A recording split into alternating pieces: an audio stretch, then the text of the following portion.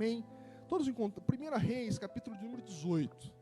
Nós vamos ler a partir do verso de número 30, para que a gente não tenha gasto um tempo maior aqui com a leitura. Aqueles irmãos que não tiverem a Bíblia podem acompanhar aqui na tela, por favor. Diz assim o texto da palavra de Deus. Aqui está na NVI, né, na Nova Tradução Internacional. Mas vamos ler nessa versão mesmo.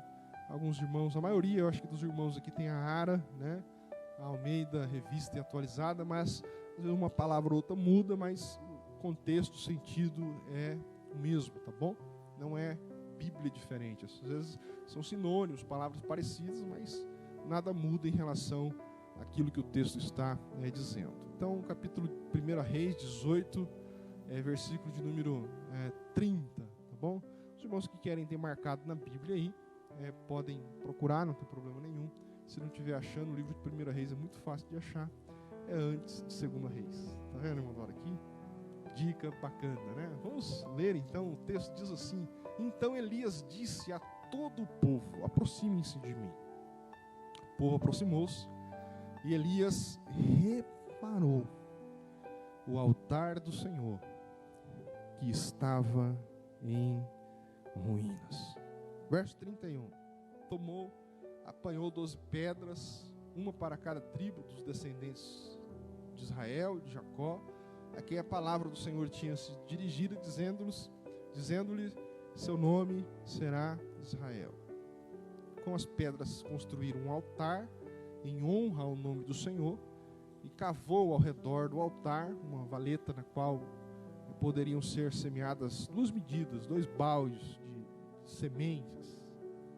Depois arrumou a lenha, cortou o novilho em pedaços e o pôs sobre a lenha. Então lhe disse: encham de água 4 jarras grandes e derramem-lhe sobre o holocausto e sobre a lenha. Façam-o novamente. Jogaram a água de novo.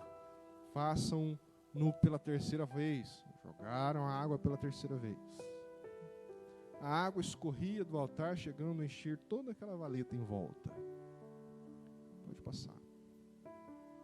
A hora do sacrifício, o profeta Elias colocou-se à frente do altar e orou: ó Senhor, Deus de Abraão, de Isaque e de Israel, que hoje fique conhecido que tu és Deus em Israel, e que eu sou teu servo, e que fiz todas essas coisas por ordem tua. Verso 37. Responda-me, ó Senhor, responda-me, para que esse povo saiba que tu, ó Senhor, és Deus, e que fazes o coração deles voltar para ti. Então o fogo do Senhor caiu e queimou completamente o holocausto, a lenha, as pedras e o chão, e também secou totalmente a água da valeta. Até aqui eu quero ler com os irmãos. Obrigado, Senhor, por esse texto, pela sua palavra, e que o Senhor possa falar conosco, de alguma forma chamar a nossa atenção para o Senhor. É assim que nós oramos, no nome de Jesus. Amém e amém. Meus irmãos, esse texto de 1 Reis é bastante conhecido dos irmãos. O profeta Elias chama o povo de Israel diante de um embate, e as pessoas estavam ali um tanto quanto incrédulas em relação ao Senhor, irmã Dora, e porque também haviam profetas de um outro Deus ali desafiando a fé deles. E assim também nós vivemos no nosso tempo. Quantas coisas desafiam a nossa fé, quantas palavras, quantos ensinamentos, quantas teologias, quantas ideologias, enfim, quanta coisa querem nos desviar da mensagem do nosso Deus. E aqui isso não é novo, isso já acontecia naquele tempo, era isso que estava acontecendo. E no texto, no capítulo de número 18, nós começamos a ler a partir do verso 30, mas se você começar a ler desde o primeiro versículo, Elias, cheio de Deus, faz um desafio para o povo de Deus, diante dos profetas de Baal, e fala: olha, nós vamos fazer o seguinte, vamos fazer uma prova para ver quem é o Deus verdadeiro. Nós vamos fazer um altar, nós dois, os profetas de Baal e eu. E a Bíblia diz que havia 450 profetas de Baal e Elias estava sozinho, só tinha ele de profeta. E ele fez esse desafio dizendo: olha, vocês vão fazer um altar e vão orar aí para Baal, para o Deus de vocês, até que caia fogo do céu e queime o holocausto. E depois eu vou fazer o mesmo. E nós vamos ver qual é o Deus mais poderoso. A Bíblia diz que desde o amanhecer até a tarde, os profetas de Baal ficaram orando. Deus, manda fogo. Né? Baal, manda fogo. Baal significa Deus, pagão, um Deus que não é o nosso. E a Bíblia diz que nada aconteceu, não caiu nada, não fez nada. E a Bíblia diz, então, que ao final da tarde, Elias chama o povo e diz assim: povo, vem aqui perto de mim. E a Bíblia diz que a primeira atitude que o profeta faz é consertar o altar. Ele conserta o altar do Senhor. E a Bíblia diz então, como o texto que nós lemos, que sobre aquele altar ele colocou ali o sacrifício, que era um novilho morto, e colocou lenha. Se a lenha tivesse seca era mais fácil, né? Podia dizer, caiu uma fagulha aí, e pegou fogo. Para não ter dúvida, ele falou assim: joga água. Jogou bastante água, molhou o novilho, molhou a lenha, e ficou ainda uma poça de água em volta, como lemos. E a Bíblia diz que então Elias orou, nós lemos a oração aqui, e a Bíblia diz que caiu fogo do céu, e queimou o novilho, queimou a lenha, e secou toda a água em volta. E a palavra do Senhor nos diz que todo o povo viu que o Senhor se manifestou naquele lugar, e a fé do povo foi restaurada em Deus, e obtiveram vitória espiritual naquele embate espiritual. Esse texto pode nos ensinar muita coisa. Poderíamos explorar todo o texto, tirando aqui ensinamentos relevantes, mas o que eu quero tirar desse texto, irmãos, é que, talvez se eu fosse colocar um título, né, eu colocaria dessa mensagem que antes do fogo de Deus cair, é necessário consertar o altar. Tem que consertar o altar, para que o fogo do Senhor significa a presença de Deus, as bênçãos de Deus, a graça de Deus, o poder de Deus. E muitas vezes nós estamos clamando a Deus para Deus derramar fogo do céu, derramar bênção, derramar graça, derramar renovo, derramar poder de Deus na nossa vida para vencermos as circunstâncias. Clamamos e clamamos, mas a nossa parte, talvez nós estamos falhando em efetivar, de arrumar o altar da nossa vida. O que significa arrumar o altar da nossa vida?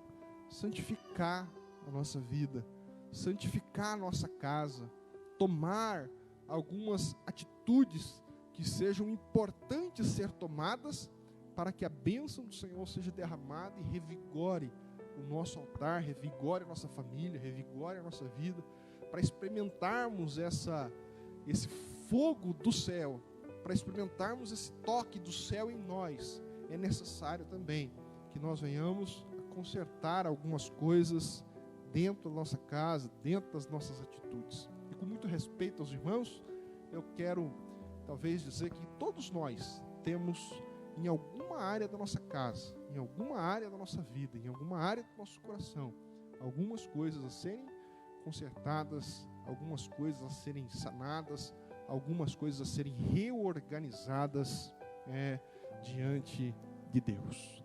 Há 2 domingos atrás nós trouxemos uma palavra aqui, e dentre as palavras, dentre os tópicos, né, que nós devemos também ter a capacidade de tomar decisões, né, que sejam voltadas a Deus. Naquele contexto, o povo de Israel estava se preocupando em reformar a casa deles e estavam se esquecendo do templo do Senhor. Isso significa que estavam preocupados muito mais assim em construir a sua vida com as suas próprias mãos do que buscar nas mãos de Deus resposta para a nossa casa. Eu tenho certeza que Deus tem uma bênção para cada um de nós. Os céus quer nos visitar, mas os céus pede também que nós venhamos em alguma área da nossa vida consertar algumas pedras, consertar esse altar que de alguma forma ele está desorganizado. A Bíblia nos diz que o profeta Elias, a primeira coisa que ele fez, no texto que lemos, foi consertar esse altar. Eu não sei exatamente qual é a área da sua vida, e poderíamos dizer aqui, passarmos horas falando sobre áreas possíveis de serem melhoradas na nossa vida. Quem sabe no nosso relacionamento conjugal, nosso relacionamento com os filhos, nosso próprio relacionamento com Deus, nossa vida, coisas que precisam ser acertadas, coisas que precisam ser definidas, coisas que precisam ser direcionadas. É importante que as nossas vidas estejam assim. A Bíblia nos ensina, irmãos, que nós devemos, irmã Dora, ter uma vida organizada. Isso é uma vida santa. Muitas vezes, meus irmãos, a gente interpreta alguns textos da palavra de Deus, talvez de uma forma a não trazer o real sentido que ela dá. Não é? É muito próprio da natureza e da cultura do nosso país termos, né, uma palavra mais ou menos assim, como foi expressada na música do Zeca Pagodinho: deixa a vida me levar, vida leva eu. Deixa a vida me levar. A versão gospel dessa frase tá nas mãos de Deus. E a gente fala isso nem sempre com confiança de que de fato a nossa vida está nas mãos de Deus, mas às vezes, talvez na maioria das vezes, nós falamos isso como, tipo assim, eu não quero tomar as rédeas da minha vida, eu não quero tomar posições na minha vida, eu não quero, talvez, eu não estou disposto a consertar algumas áreas da minha vida e organizar a minha vida como eu devo, como eu deveria organizar. E a Bíblia nos chama a atenção para isso, que algumas coisas nós precisamos com seriedade, em algum momento da nossa vida, pararmos e olharmos, muito obrigado, pararmos e olharmos para a nossa história, para reorganizarmos a nossa vida e a nossa casa. Eu queria, dentre muitas áreas, irmãos, que nós poderíamos aplicar aqui essa palavra, eu queria fazer uma aplicação muito importante na área financeira. Porque às vezes nós desconsideramos essa área da nossa vida, pensando que a vida econômica e a vida financeira não é uma área espiritual, né? A área espiritual é assim, quando a gente fecha o olho e fala dos anjos, aí a gente, agora para de coisa espiritual, vamos falar sobre finanças. E não é. Nós somos chamados a honrar a Deus. Deus tem um compromisso conosco, Deus tem orientação para a nossa vida também em relação à nossa vida econômica e financeira. Porque é daí que saem muitas coisas que vão determinar a nossa vida, vão determinar a nossa casa, o nosso bem-estar, não é? Como cidadãos e, sobretudo, como filhos de Deus, como homens e mulheres que querem honrar a Deus com a nossa vida também financeira. Quantas pessoas estão sofrendo nessa área nos dias de hoje? Quantos casamentos estão sendo desfeitos por conta de problemas na área econômica? Tenho um amigo pastor que uma vez eu ouvi ele falando, e é interessante pensar, que ele fala, olha, quando a dificuldade financeira entra no lar, o amor pula a janela e vai embora. E corre para longe. Não deveria ser assim. Mas muitas famílias, como não têm, às vezes, uma estrutura espiritual, uma estrutura emocional adequada, acaba passando por grandes dificuldades no casamento por conta de limitações e problemas na área financeira. Então Deus tem um compromisso, Deus tem uma bênção. Os céus quer visitar a sua vida na área econômica também, mas nós precisamos, assim como o profeta Elias nos ensina, também fazermos a nossa parte. fazermos a nossa parte e organizar a nossa vida em relação a essas coisas. E uma das coisas que é importante eu chamar a atenção dos irmãos é para que nós tenhamos essa organização na nossa casa, na nossa vida financeira. Não há como termos essa experiência de uma vida abundante sem antes pararmos, antes do profeta orar, pedindo a bênção, ele parou e organizou o altar. O altar significa a nossa vida, não é? O altar, a vida financeira deve ser uma área da nossa vida que honre a Deus, que abençoe a obra, abençoe pessoas, nossas famílias, nossos filhos sejam abençoados, possamos honrar a Deus nessa área da nossa vida também. E o Senhor nos chama também para a gente organizar a nossa vida financeira. Eu queria trazer aqui, para começar, muito rápido, 3 pontos que são importantes, irmã Dora. 9h15 agora, 11h15, nós já vamos estar na nossa casa, irmãos. Tá bom? Daqui a pouco eu termino. Calma, irmã Dora. A irmã Dora já quase falou, então eu vou embora. Calma, irmã Dora, fica quieto.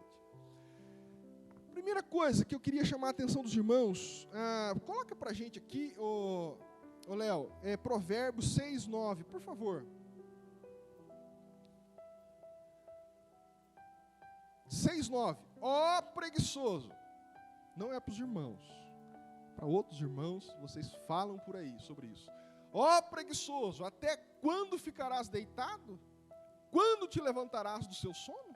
Primeira coisa que eu queria chamar a atenção, irmãos, há muita falta de iniciativa por parte daqueles que têm problemas na área financeira.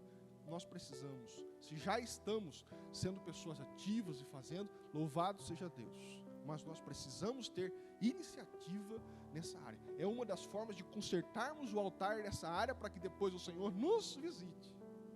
Né? Se colocar rede lá, colocar no celular, esses dias eu estava vendo no celular para dormir, som de chuva e trovoadas. Aí você põe assim para dormir. Nem está chovendo, é só para... Como que nós queremos ser abençoados? Se a gente dentro da rede põe o som lá. Aleluia. Deus, manda fogo, Deus. A minha financeira, Deus, precisa da sua visitação. O camarada não foi capaz de organizar um currículo que presta. Não foi capaz de fazer alguma coisa. Você sabia que procurar emprego também é um trabalho? A pessoa fala assim, eu estou desempregado, então acorde 6 horas da manhã. Se eu estou desempregado, não vou, eu não tenho que fazer nada, vou dormir até 10 horas. Você está desempregado, é aí que você tem que trabalhar. Você acorda 6 horas da manhã, ora a Deus, mais um dia. Hoje, me dedicarei na busca de um trabalho digno. Toma café, né, Madora? Com o café você vai ter, porque você está ganhando seguro-desemprego. Então, o cafezinho você toma, lava o rosto, faz a barba, pega o seu currículo, 7 horas da manhã, pé na rua. E vai a pé, porque a gasolina está cara. Leva nos lugares. Esses dias, esses tempos atrás, eu conversei com uma pessoa que era gerente de um estabelecimento aqui da cidade. Ele falou, pastor, que coisa impressionante.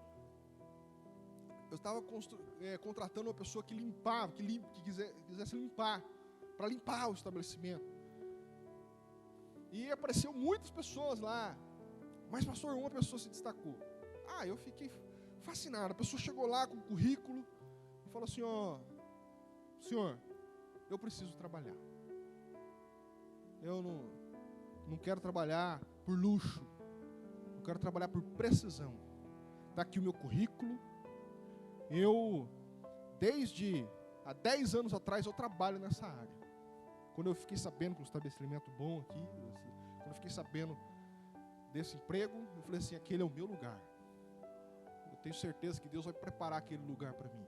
O senhor pode ligar para os meus últimos 10 patrões que está aqui, o número deles, pode ligar que eles vão dar referência de mim. Eles vão dizer para o senhor o quanto eu não perco o dia de trabalho, o quanto eu sou pontual no meu trabalho, qual é a qualidade do meu trabalho. Senhor gerente, eu nasci para limpar. Eu sou uma limpadeira e eu gosto de limpar. Ele falou, rapaz, eu contratei na hora. Que coisa maravilhosa. Agora tem gente que vai pedir emprego, né? Nem lavou o olho, está com a remela aqui.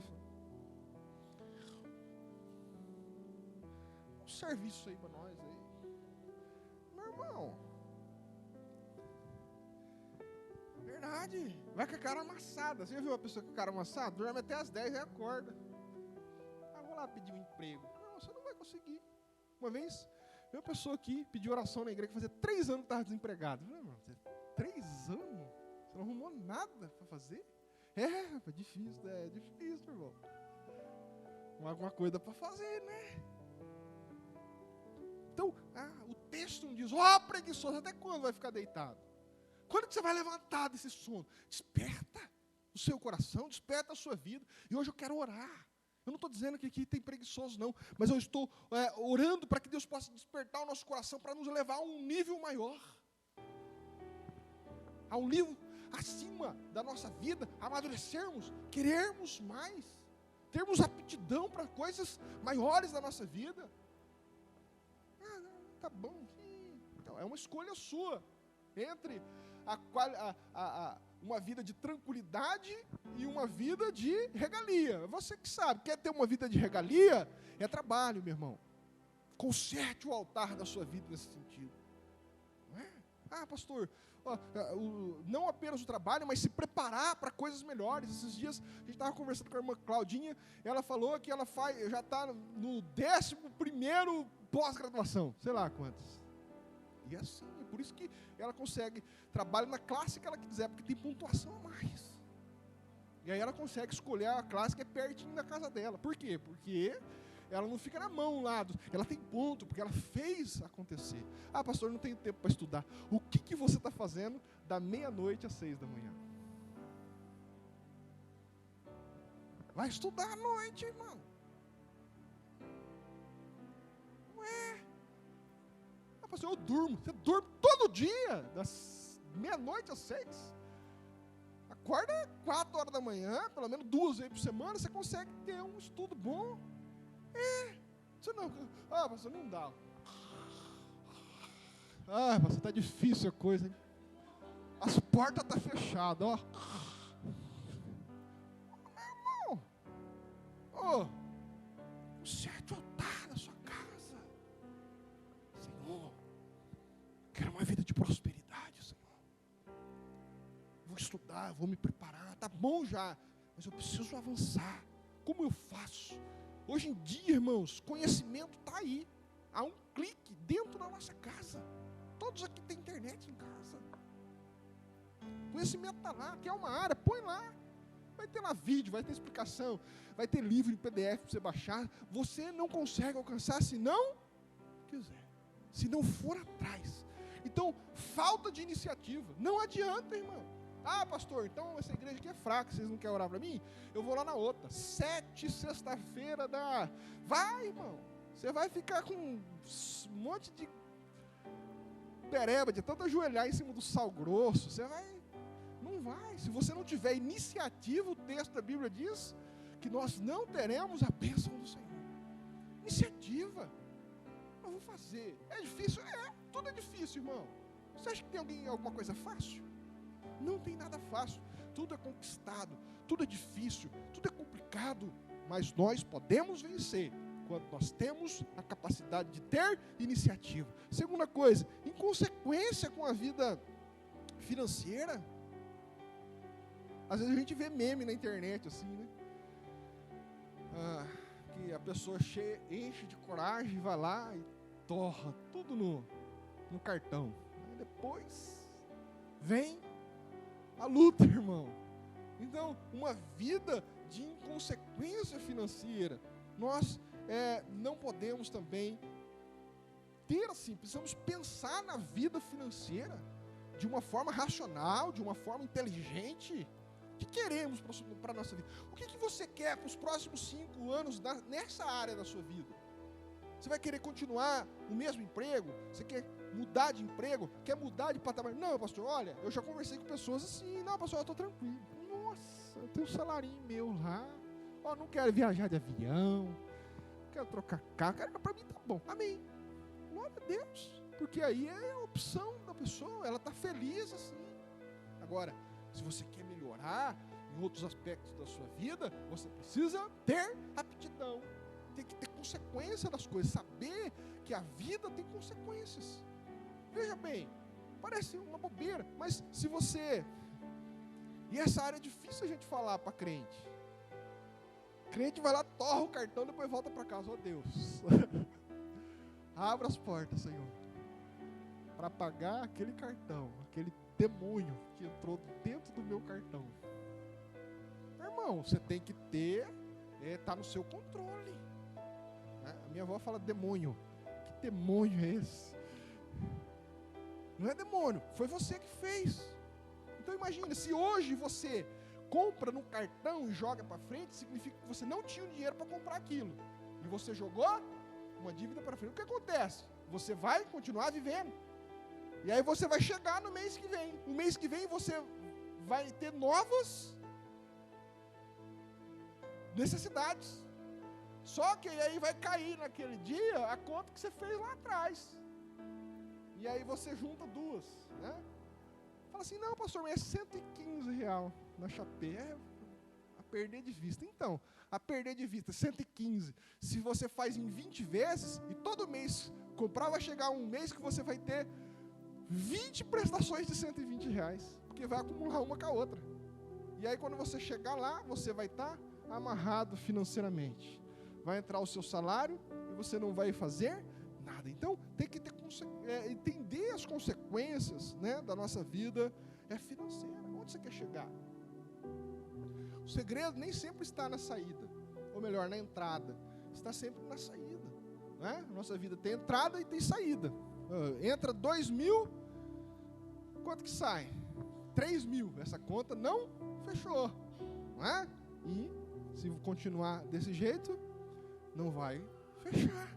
Se uma pessoa ganhar 15 mil reais e ela gastar 15 mil reais, se uma pessoa gastar 2 mil reais e ganhar 2 mil reais e gastar 2 mil reais, as duas no final do mês, empatou, não tem nada.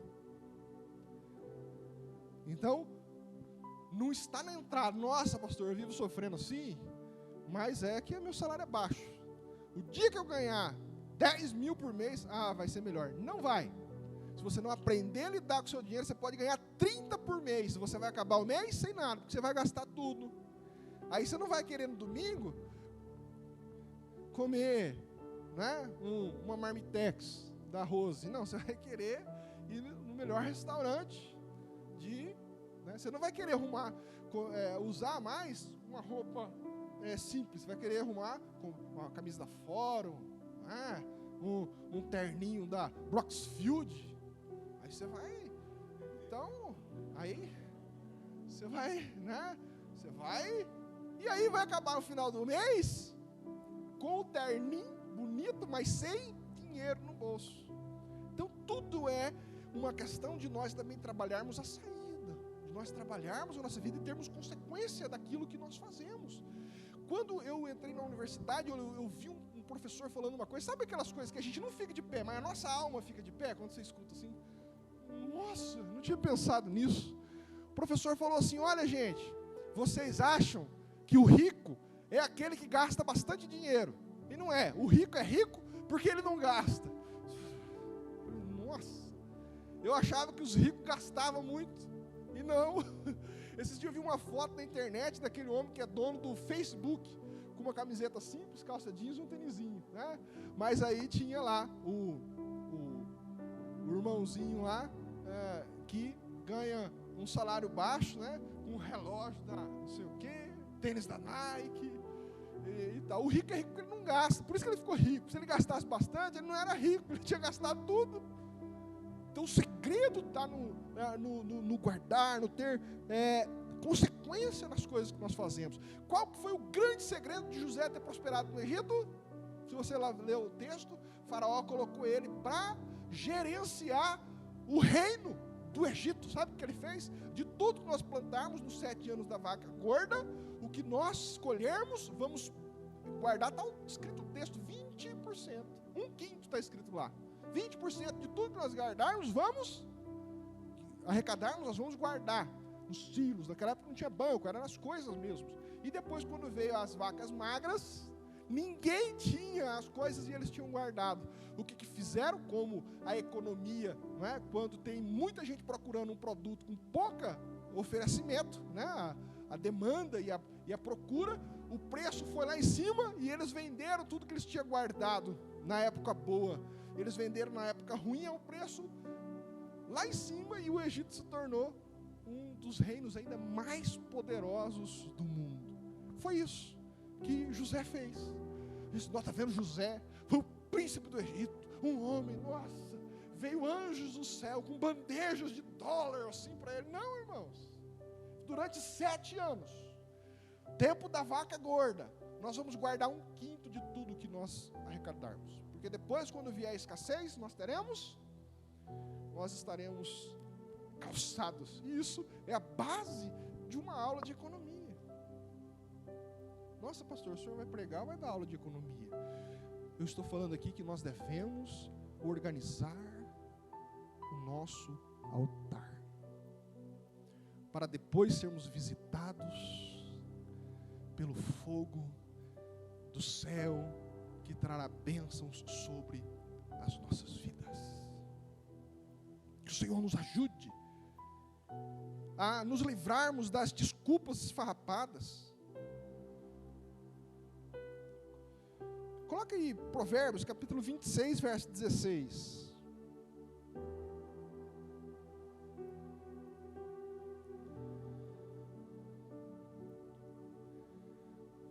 Mais sábio é o preguiçoso a seus próprios olhos do que 7 homens que sabem responder bem.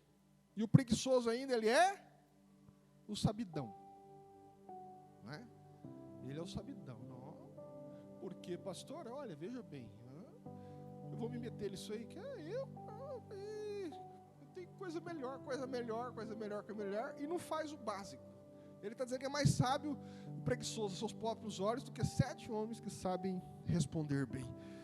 O preguiçoso, ele é cheio de desculpa para não fazer e para não mudar a sua vida. Coloca um texto aí, de Provérbios 22, 13.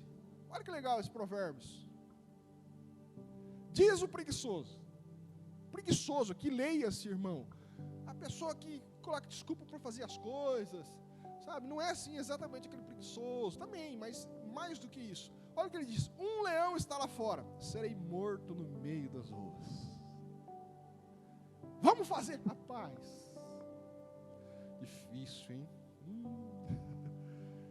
Nada dá certo. Tudo dá difícil. Por que que... Aí chega uma pessoa mais experiente e fala assim: por que você não faz uns bombonzinhos para vender?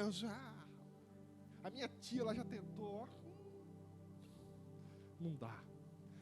Então, faz um artesanato.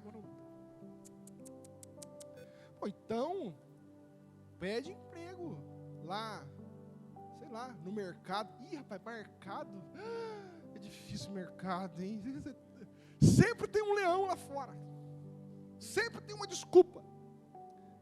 E o Senhor nos chama a termos uma postura diferente diante da vida. Sobretudo nós que somos crentes em Jesus Cristo. Eu tenho alguns conselhos. Primeiro, busque bons exemplos. Busque pessoas que venceram lutando, trabalhando. Às vezes as nossas referências é aquelas pessoas que já ganharam herança, aquelas pessoas que isso aí não é referência para a gente. Referência é aqueles que alcançaram alguma coisa lutando, fazendo, se disciplinando através da vida, através das experiências da vida, e conseguiram chegar lá. Tem essas pessoas como parceiras, queiram ouvi-las. Elas valem, a Bíblia nos diz que um bom conselho vale mais, irmãos, do que caminhões de riquezas. E às vezes nós não queremos procurar os bons exemplos. Busque bons exemplos. Organize a sua agenda. O que você quer ser e onde você quer estar daqui 5 anos? Pastor, não sei, está na mão de Deus. Aleluia. Até se passa por bem religioso, né? Mas é a mesma coisa que está dizendo a frase do Zeca Pagodinho: pastor, deixa a vida me levar, vida leva eu. Não, irmãos, nós não podemos ser como uma folha seca, soprada pelo vento. Nós temos que ter uma direção. Quando lá em Tiago a Bíblia fala que o futuro não pertence a nós e tal, o texto está tirando de nós a arrogância de dizer que nós podemos determinar. Isso não significa que nós não devemos organizar a nossa vida, a nossa agenda, o que queremos ser, onde queremos estar, porque quando nós criamos uma agenda para nós, isso cria-se responsabilidade. O que eu preciso fazer para chegar lá? Eu preciso fazer tal coisa. Agora, se você não quer chegar lá em lugar nenhum, ou não tem nenhum tipo de motivação, ou melhor, alvo a seguir, um propósito a alcançar, você não tem motivação nenhuma de fazer nada. E eu queria fazer um desafio para que nós pudéssemos organizar a nossa vida. E dizer: Senhor, é isso que nós acreditamos que o Senhor vai fazer nas nossas vidas. Faça um plano para os seus próximos 5 anos. Faça um plano com fé, com sabedoria, sopesando também. Faça um plano possível, mas com fé. E ora ao Senhor e diga: Senhor, eu e a minha casa, nós acreditamos que o Senhor quer que nós façamos isso. Não só o plano onde quer chegar, mas como chegar, os passos para chegar. Nós vamos fazer isso, nós vamos guardar isso. Nós vamos fazer uma poupança para isso e uma poupança para isso. E vamos trabalhar. Tem pessoa que faz a poupança, mas não tem dinheiro para pôr. Então você tem que trabalhar. Mas se eu ficar trabalhando muito eu não vou crescer. Não, trabalha e estuda. Pastor, não tenho tempo. O que você faz da meia-noite às 6 da manhã, filho? Vai estudar. É isso, Senhor, que nós temos a intenção de fazer. Aqui, Senhor, está esse plano.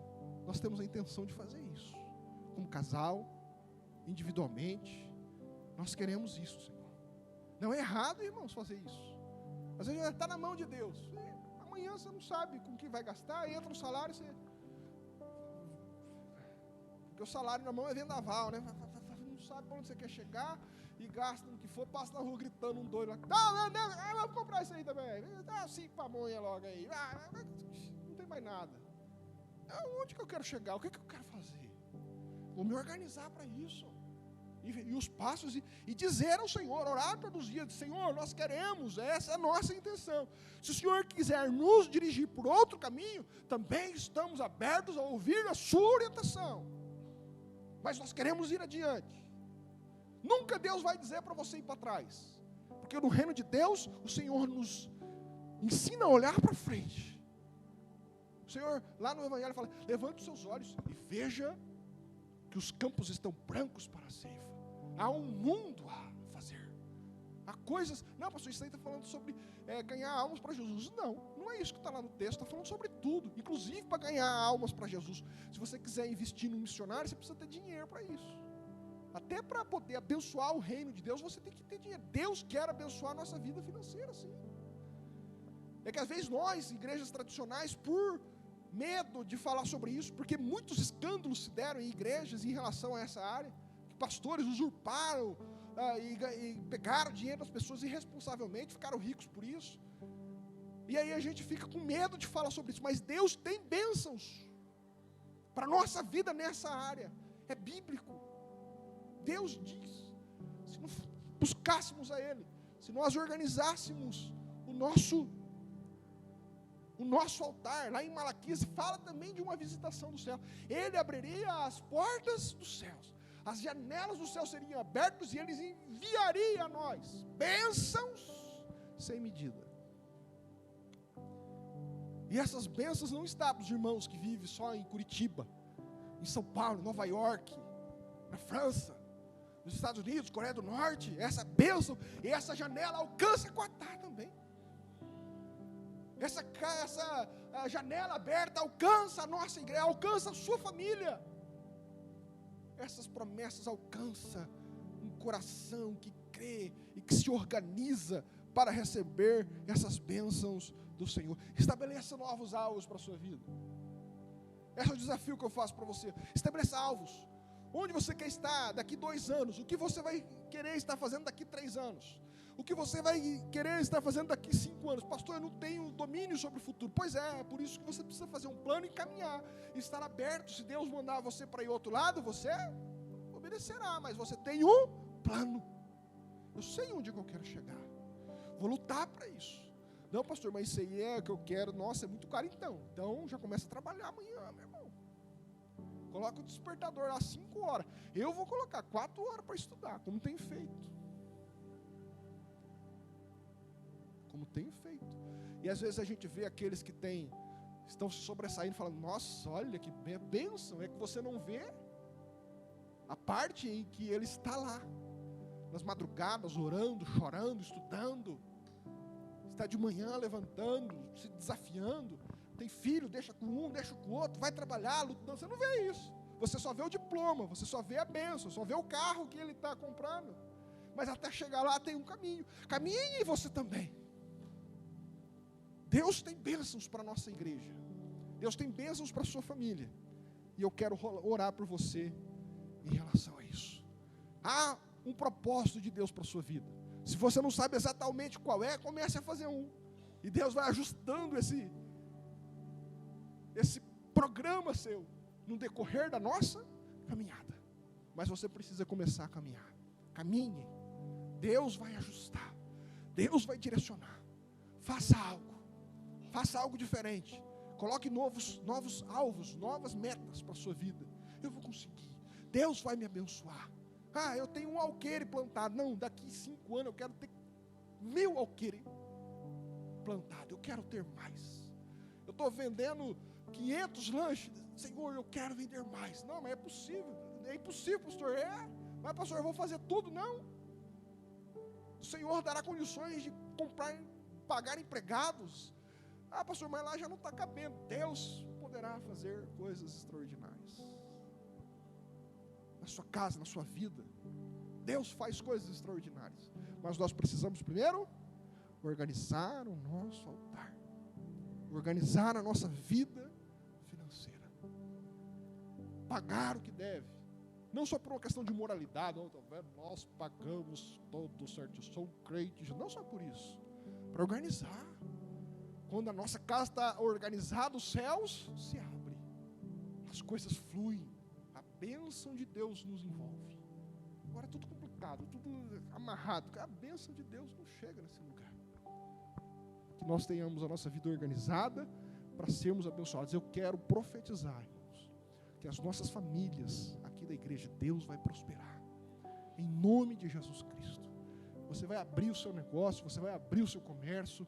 Deus vai abrir profissões aqui para as quais você está se formando. Deus fará coisas extraordinárias na nossa caminhada. Quando estivermos caminhando, Deus vai fazer. Deus disse para o povo, marche. Quando o povo começou a marchar, é que o mar abriu. Às vezes você está parado esperando o mar abrir. Não. A Bíblia diz que o povo foi marchando, irmão José, em relação ao rio Jordão, foram entrando, e a água foi para cá, e foi para cá, e foi para cá. Abriu. A Bíblia diz que ficou um montão e o povo passou do outro lado. Mas eles tiveram fé para entrarem e ir caminhando. Deus vai fazer. Quando nós tivermos fé, com responsabilidade, com temor a Deus, mas sobretudo com fé, Deus fará coisas extraordinárias. Senhor, obrigado por essa palavra.